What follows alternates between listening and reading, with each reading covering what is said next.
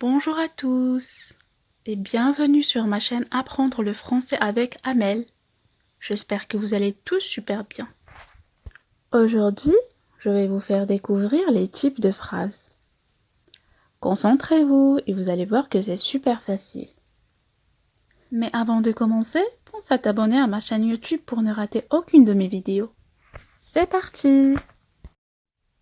Quels sont donc les différents types de phrases? En français, il existe 4 grands types de phrases.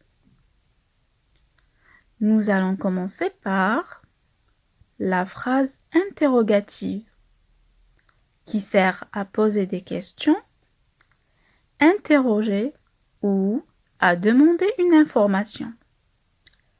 Elle finit toujours par un point d'interrogation. Par exemple, pourquoi vas-tu à l'école? Ici, on pose une question.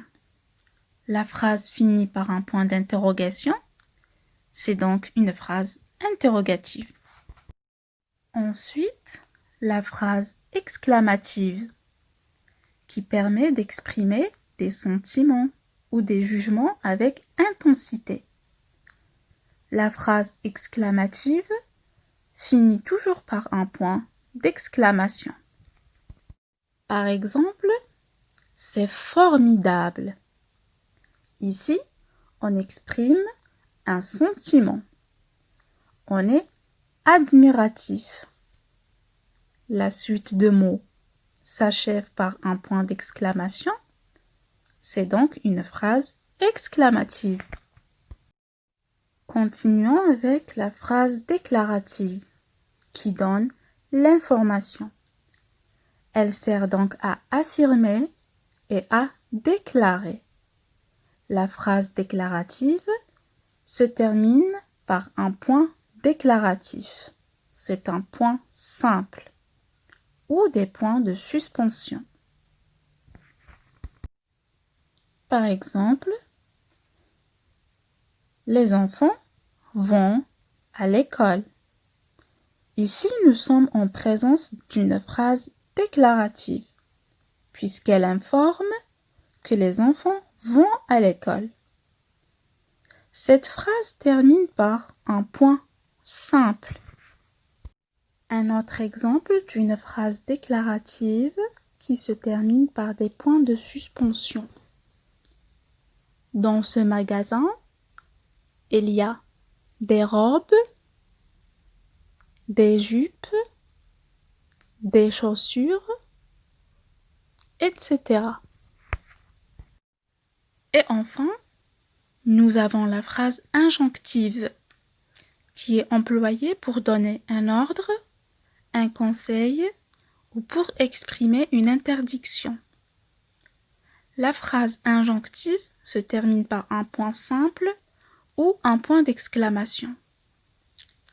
Attention, lorsque le verbe de la phrase injonctive est conjugué à l'impératif, c'est aussi une phrase impérative.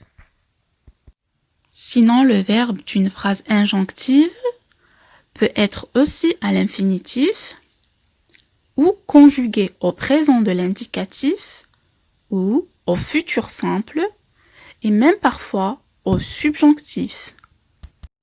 Il y a aussi des cas où la phrase impérative ne contient pas de verbe, ce qu'on appelle une phrase nominale. Alors, pour vous aider à mieux comprendre la phrase impérative, voici quelques exemples. Ne cours pas dans la rue.